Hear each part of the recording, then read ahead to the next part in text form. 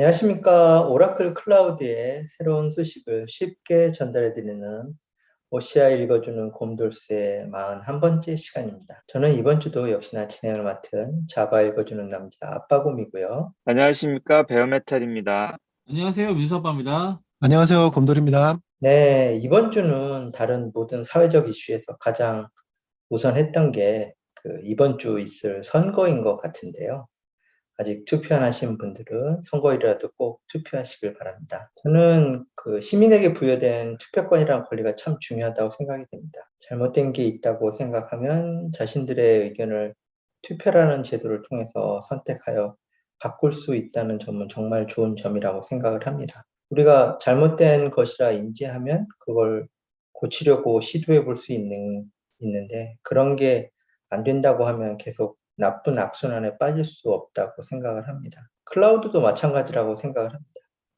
사용자들이 선택권을 가지고 필요에 맞게 선택하고 쓸 수 있어야 하는데 그렇지 못하게 되는 경우가 참 많죠.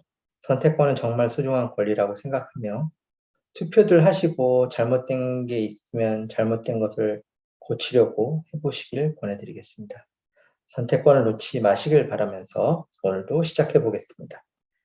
첫 번째 소식은 OCI의 네트워크 연결과 관련된 다이내믹 라우팅 게이트웨이 업데이트 소식이네요. 자세한 설명을 해주시는 곰돌이님 시작하겠습니다. 네, 안녕하세요. 곰돌입니다. 첫 번째 소식은 네트워킹 서비스에서 DRG에서의 새 소식입니다. 제목을 보면요. DRG 애드버타이즈먼트와 필터링 개선이라고 되어 있고요. 설명을 보면 이제부터 VCN 어태치 할 때 VCN 사이더나 서브넷 사이드를 임포트 할 수 있습니다. 라고 비교적 단순하게만 설명이 되어 있습니다. 우선 직관적으로 바뀐 부분을 먼저 한번 살펴보고 나서 부연 설명을 드리도록 하겠습니다. DRG가 있는 위치는 네트워킹의 커스터머 커넥티비티의 다이나믹 라우팅 게이트웨이입니다.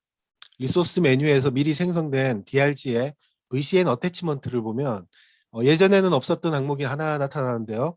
VCN 라우트 타입이 보입니다. 그리고 설정에 서브넷 사이더라고 표기가 되어 있죠. 그리고 이 기능은 크로스 테넌시 어태치먼트를 생성할 때도 동일한 설정 옵션이 추가되었습니다.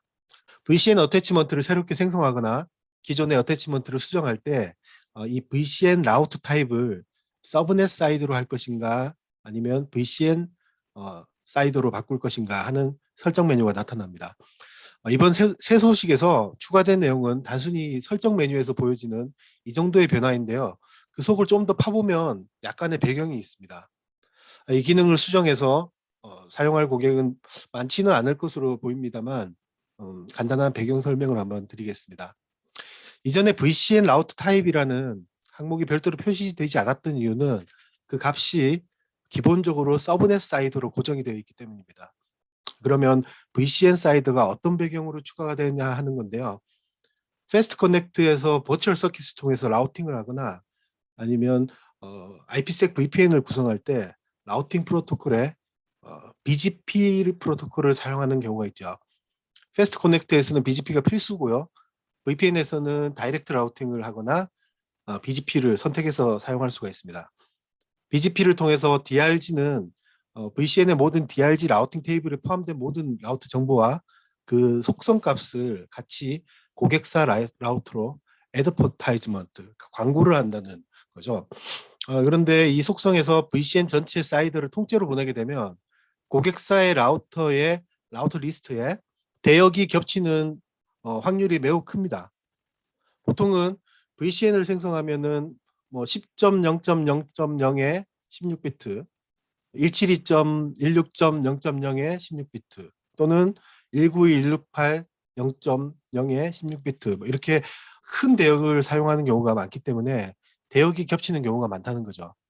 그래서 기본값을 서브넷 사이드로 라우트 타입을 속성으로 해서 애드버타이즈먼트를 하게 되면 서브넷으로 구분된 낱개의 작은 대역들이 고객사 라우터에 동적으로 목록이 올라옵니다. 그림은요, 그 고객의 라우터를 가정하고 AWS의 다이렉트 커넥트와 OCI의 패스트 커넥트를 BGP로 연결했을 때 AWS 라우트 테이블에 보여지는 상황입니다.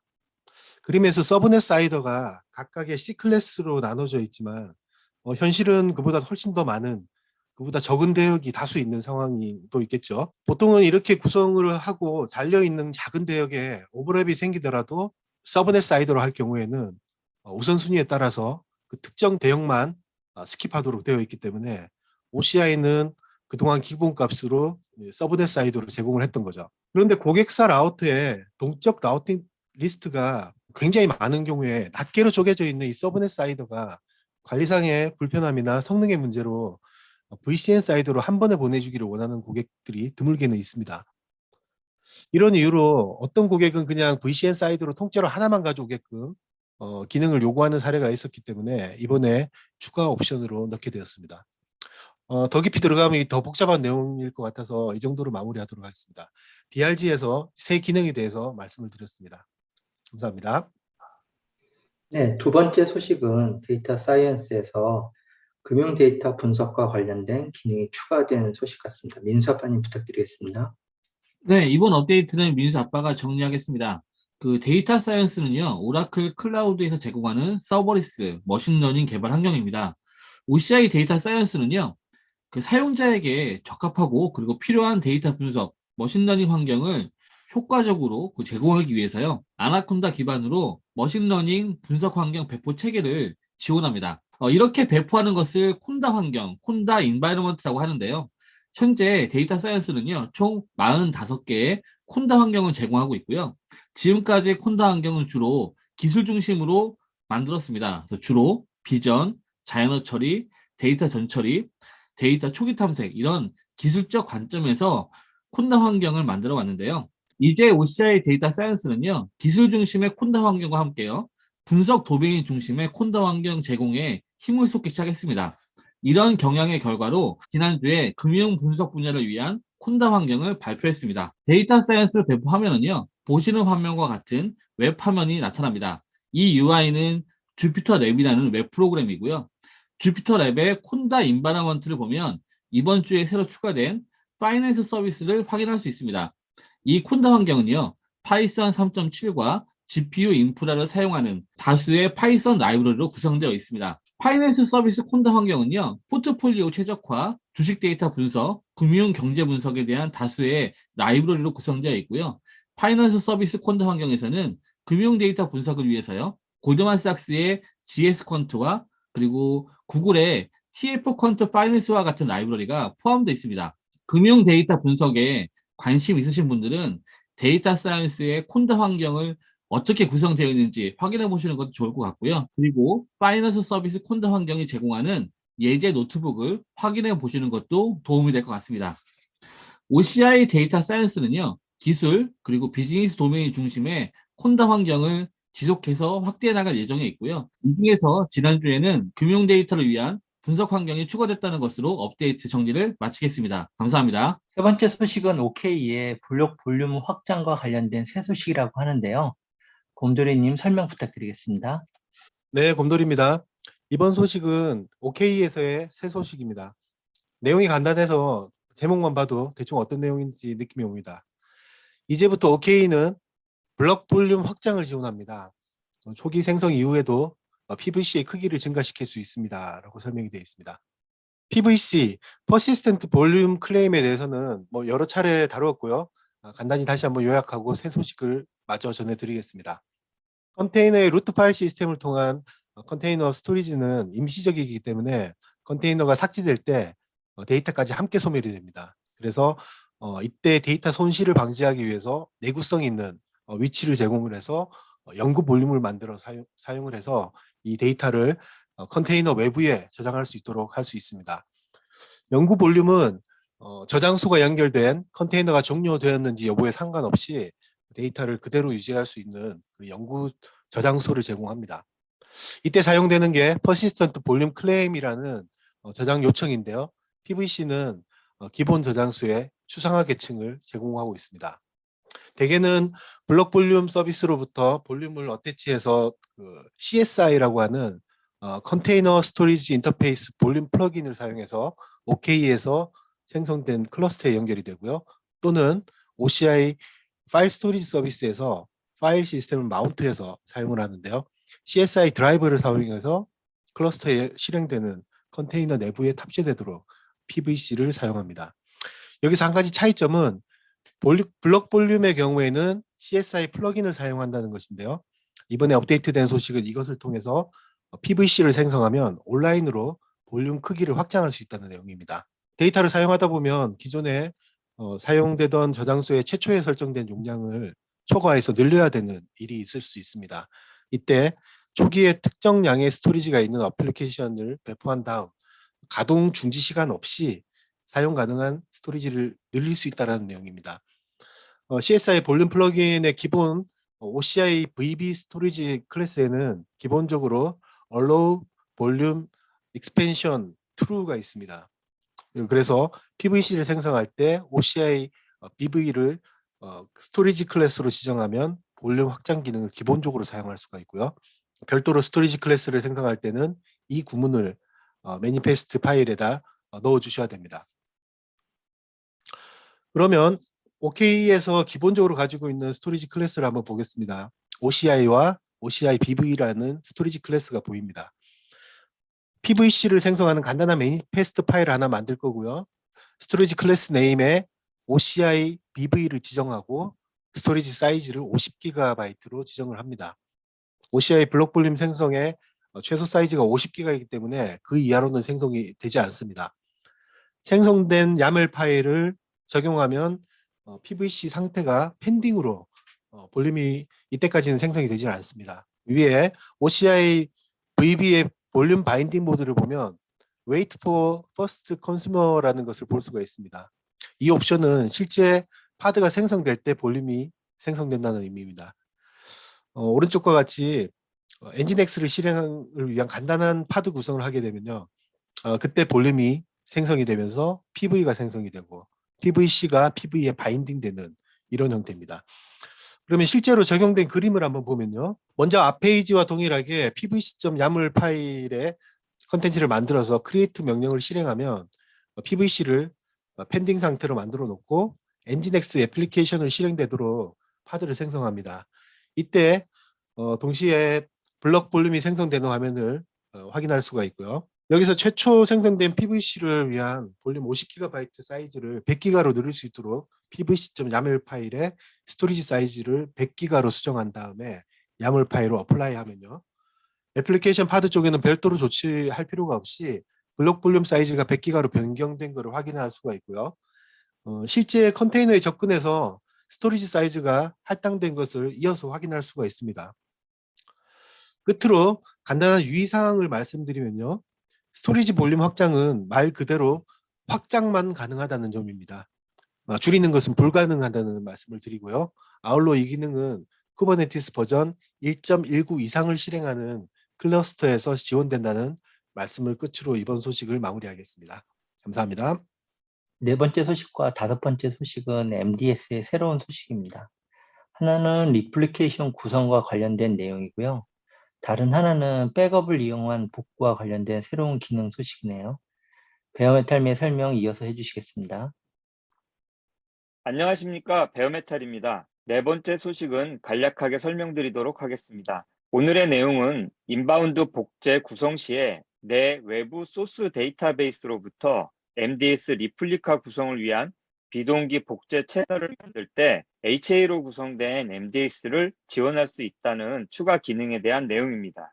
MDS의 인바운드 리플리케이션은 이미 2020년 12월에 지원이 되었었고요. 아웃바운드 리플리케이션은 2021년 10월에 지원이 되어서 저희 OCI 읽어주는 곰돌스를 통해서도 이미 말씀드린 바가 있습니다. MySQL 리플리케이션에서 인바운드와 아웃바운드를 간단히 설명을 드리기도 했는데요. 혹시 또 모르시는 분들을 위해서 간단하게 다시 설명을 드리도록 하겠습니다. 우선 MySQL 데이터베이스에서 복제되는 원본을 소스라고 하고요. 복제되어져서 구성되어지는 그 복제본을 리플리카라고 합니다. 여기에 이 소스가 외부에 있고 오라클 클라우드 MDS가 리플리카가 되는 것을 인바운드 복제라고 하고요. 그 다음 오라클 클라우드 MDS가 소스가 되어져서 다른 외부의 MySQL로 리플리카가 되는 것을 아웃바운드 복제라고 합니다.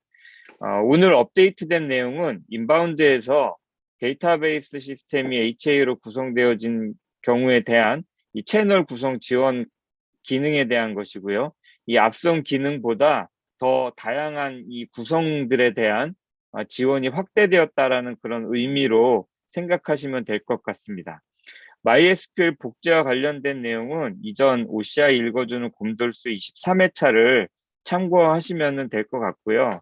이외에도 제약사항에 대한 부분은 이전 내용과 특별하게 변경된 것은 없는 것으로 보이기 때문에 간략한 설명은 이것으로 마치도록 하겠습니다. 이어서 MySQL의 새로운 소식 전달드리겠습니다. 이번 소식은 MDS에서 백업을 이용한 복구와 관련된 소식인데요. 소개되는 내용은 MDS에서 백업받은 이미지를 통해서 저희가 리스토어, 복원을 할 경우에 이 OCPU와 메모리 사이즈가 이 작은 사이즈의 이 새로운 DB 시스템으로 복원 기능을 수행할 수 있다는 내용입니다.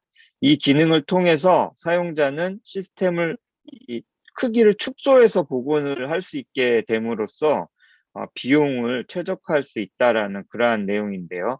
데모 화면을 통해서 한번 설명을 드려보도록 하겠습니다. 보시는 페이지는 이 VM 스탠다드 E3에서 4개의 OCPU와 64기가의 메모리로 구성된 50기가 스토리지의 8.0.28 버전의 MDS OCI 콘솔 화면입니다. 보시면 해당 쉐이프와 OCPU, 메모리, 스토리지의 크기, MySQL 버전도 방금 말씀드린 것과 같다는 것을 아실 수가 있습니다. 아래로 내려가 보면 해당 데이터베이스를 백업한 백업이 있다는 것을 보실 수가 있습니다. 저는 테스트를 위해서 수동으로 백업을 한 것을 보실 수 있고요. 이것 백업을 통해서 한번 복원 테스트를 진행해 보도록 하겠습니다. 해당 백업을 클릭하면 백업 상세 페이지로 넘어가게 되는데요. 앞서 말씀드린 백업을 받은 원본 데이터베이스의 쉐이프가 역시 확인이 되고요. 이 백업을 통해서 새로운 DB 시스템을 복원하는 데 사용하는 버튼이 이렇게 나와 있는 것으로 보실 수가 있습니다. 위에 버튼을 눌러서 복원을 시도해 보도록 하겠습니다. 복원을 위해서 어떤 쉐이프를 선택할 건지 나오는데요. 원본인 네 번째 E3의 OCPU 4개, 64기가의 쉐이프 외에도 이보다 더 작은 사이즈나 더 큰 사이즈로 바꿔서 선택적인 복원이 가능하다는 것을 알 수 있습니다. 이번 새 소식이 바로 더 작은 사이즈로의 복원이기 때문에 가장 작은 E3의 OCPU 하나 그리고 8기가 메모리 타입으로 바꾸어서 복원을 할 수 있다라는 내용으로 보시면 될 것 같습니다. 아마도 이전보다 더 작은 사이즈라든가 이 쉐이프로의 시스템 복원을 하게 된다면 아마 비용을 줄이고자 하는 목적이 있을 때 사용할 수도 있을 것 같고요. 운영 데이터베이스에 이제 백업을 이용해서 개발 목적의 데이터베이스를 별도로 만들고 싶을 때나 이런 경우에 다양하게 사용하실 수가 있을 것 같습니다. 이상으로 MDS의 복원과 관련된 새 기능 소식을 화면 구성을 통해서 알아봤습니다. 감사합니다. 다음으로 데이터 플로우는 오라클 클라우드의 서버리스 스팍 서비스죠. 데이터 플로우에서 프라이빗 네트워크를 지원하나 보군요. 어떤 내용인지 민수 아빠님 설명 좀 부탁드리겠습니다. 안녕하세요. 민수아빠입니다. 데이터 플로우는요, 아빠곰님께서 말씀하신 것처럼 서버리스 스팍 클라우드 서비스고요. 데이터 플로우는 사용하는 데이터의 소스와 타겟으로 일반적으로 오브젝트 스토리지를 사용합니다. 그 오브젝트 스토리지는요, 공개 네트워크를 사용하는 서비스이기 때문에 큰 문제는 안 됩니다만, 원래 스팍은요, 다양한 데이터 저장소의 데이터를 소스와 타겟으로 사용할 수가 있는데요. 만약에 특정 데이터 저장소, 데이터베이스, NoSQL이요, 프라이빗 서브넷에 구성된다 그러면 다른 VCN, 다른 네트워크에 구성되어 있는 데이터 플로우 애플리케이션은 접근이 굉장히 어려워지는 이런 제약사항이 있습니다. 이런 문제점을 해결하기 위해서요, 데이터 플로우는 다른 VCN의 프라이빗 서브넷에 구성되어 있는 자원에 접근할 수 있는 방법을 제공하는 그런 신규 업데이트를 발표했습니다. 보시는 화면과 같이요, 데이터 플로우 서비스 페이지에 이동하시면 프라이빗 엔드포인트를 등록할 수 있습니다. 특정 VCN에 프라이빗 서브넷을요, 데이터 플로우의 프라이빗 엔드포인트로 등록할 수 있겠고요. 데이터 플로우의 프라이빗 엔드포인트로 등록된 특정 VCN의 프라이빗 서브넷은요, 데이터 플로우 애플리케이션에 다시 등록되게 됩니다. 이렇게 데이터 플로우 애플리케이션에 등록된 프라이빗 엔드포인트는요, 데이터 플로우 애플리케이션 코드에서 네트워크에 접근할 수 있게 됩니다. 데이터 플로우가 프라이빗 엔드포인트를 지원함으로써요, 데이터 접근에 대한 네트워크 제약사항이 많이 해소됐다는 소식이 이번 주 업데이트의 주요 내용입니다. 이것으로 데이터 플로우 정리를 마치겠습니다. 감사합니다. 앞선 MDS 소식과 함께 또 HA 구성과 관련된 새 소식이 나온 것 같은데요. 이번 소식도 베어메탈님이 진행해 주시겠습니다. 네, 베어메탈입니다. 앞선 두 가지 소식에 이어서 MDS의 HA 구성과 관련된 소식도 전해드리도록 하겠습니다. 기존 싱글로 구성된 스탠드얼론 DB 시스템에서 OCI 콘솔상에서 HA 기능을 이네이블하거나 디세이블을 할 수 있는 버튼이 생겨서 아주 쉽게 HA를 구성할 수 있다는 그러한 내용입니다. 사용자는 간단하게 이 버튼을 누르는 것만으로 이 3노드의 안정적인 HADB 시스템을 손쉽게 만들 수가 있고요. 또 반대로 HA 구성을 해제할 수도 있다는 그러한 내용입니다. 보시는 페이지는 MDS의 데모 데이터베이스의 OCI 콘솔 화면인데요. 모 액션스 하위의 메뉴를 보시거나 아니면 하이 어베일러빌리티 메뉴를 보시면 HA 기능을 디세이블, 이네이블하는 쉬운 방법이 있다는 것을 알 수 있습니다. 현재 제가 구성한 데모용 데이터베이스 시스템은 스탠드 언론으로 구성되어서 HA가 구성되지 않은 상태이고요. 따라서 HA를 구성하여 3개 노드의 HA를 구성할 수가 있습니다. 한번 해당 버튼을 클릭하면 어떻게 되는지 한번 눌러보도록 하겠습니다. 앞서 이네이블 버튼을 클릭하시면 이렇게 안내 팝업이 나오면서 마지막 확인을 하게 됩니다. 내용을 보면 3개의 인스턴스가 만들어지게 되는데 이 서울 리전의 경우에는 이 단일 AD로 구성이 되어 있죠. 그렇기 때문에 이 새로 구성되는 2개의 인스턴스는 AD 단위로 쪼개지는 것이 아니라 폴트 도메인인 FD로 나뉘어서 구성이 됨으로써 안정성을 보장하게 된다라는 그러한 내용이 안내로 이게 나와 있습니다. 이러한 부분들도 참고해서 보시면 좋을 것 같습니다. 사용자는 HA 구성을 위해서 어렵게 데이터베이스 시스템을 매뉴얼하게 구성하실 필요가 없고요. 이렇게 클릭 한 번, 확인 한 번, 한 번 더 이렇게 아주 쉽게 HA로 구성할 수 있다라는 그러한 내용인데요. 이 관리형 서비스를 사용하는 게 바로 이런 편리함 때문이 아닌가 싶습니다. 아주 좋은 기능이 나온 것 같은데요. 이상으로 간략하게 이 MDS의 HA 구성과 관련된 새로운 기능 설명을 마치도록 하겠습니다. 감사합니다. 네, 이런 기능은 MySQL 원클릭이라고 해도 좋을 것 같습니다. 다음 소식은 데이터 사이언스를 배포할 때 네트워크 구성하는 옵션이 변경된 것 같은데요. 민수 아빠님 소개 좀 부탁드리겠습니다. 네, 안녕하세요. 민석빠입니다. 이번 주에는요, 데이터 사이언스를 배포할 때 네트워크를 구성하는 방법이 변경됐다는 업데이트가 있었습니다. 기존에는 데이터 사이언스 인스턴스를 배포할 때요, 사용할 VCN과 서브넷을 지정하는 부분이 필수 항목이었습니다. 이번 주에 발표된 내용은요, 데이터 사이언스를 배포할 때 디폴트 네트워킹을 사용하면 네트워크를 별도로 지정하지 않아도 된다는 내용이고요. 기존과 같이 특정 네트워크를 사용하도록 지정하는 방식도 여전히 지원을 합니다. 커스텀 네트워킹을 선택하면 기존과 같이 네트워크의 VCN과 서브넷을 지정할 수가 있습니다. 데이터 사이언스 배포가 조금 더 간편해졌고요. 필요한 경우에 기존과 같이 세부 설정이 가능해졌다는 것이 이번 주 업데이트의 핵심입니다. 감사합니다. 네, 다음 소식은 엑사CC에 대한 업데이트 내용입니다. 컨트롤 플랜 서버의 오프라인 진단 리포트 제공이라고 하는데요. 어떤 내용인지 베어메탈님의 설명 들어봐야 될 것 같습니다. 베어메탈님 설명 부탁드리겠습니다.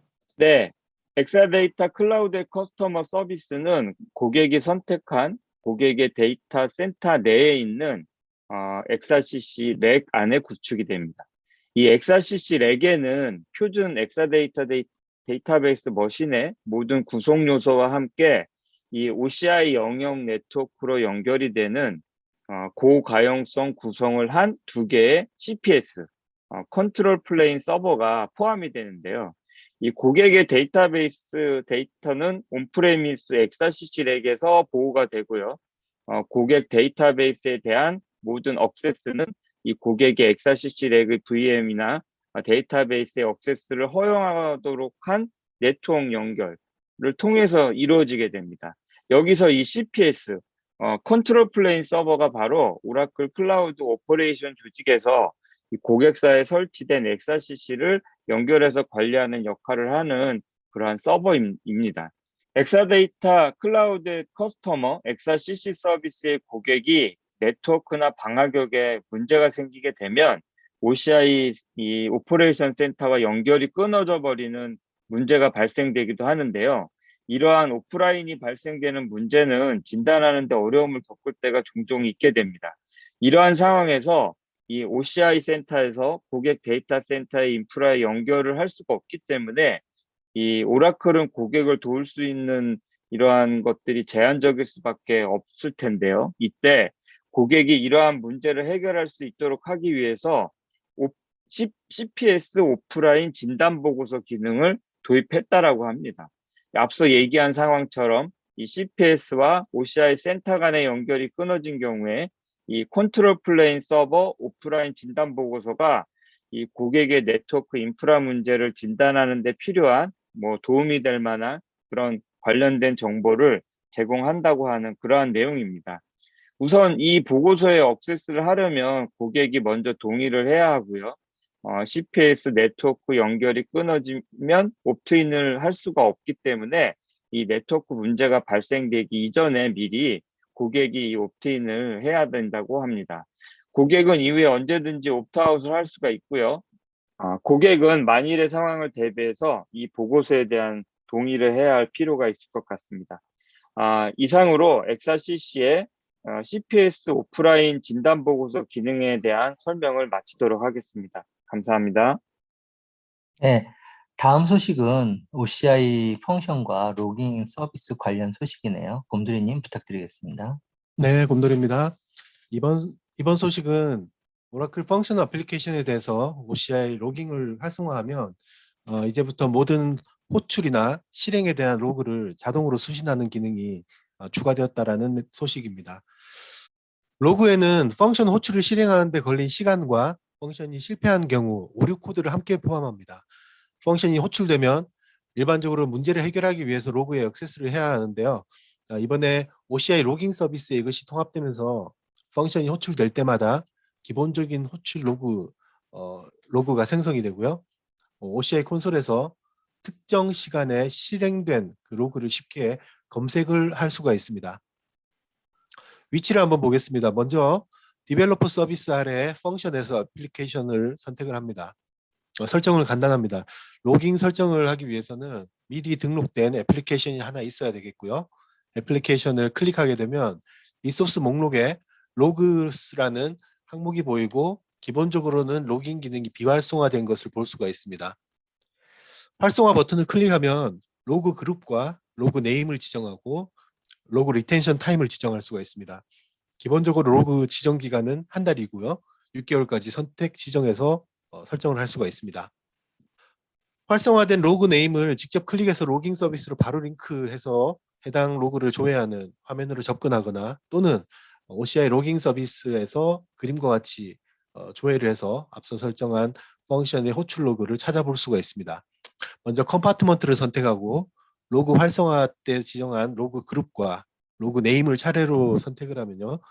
동일한 페이지에 닿을 수가 있습니다. 설명에서와 같이 해당 펑션 호출에 소요된 시간 기록과 함께 기록들이 나타나게 되고요. 드롭다운을 클릭하면 상세 보기가 펼쳐지게 됩니다. 에러 로그 또한 정상적으로 기록되는 것을 확인할 수가 있고요.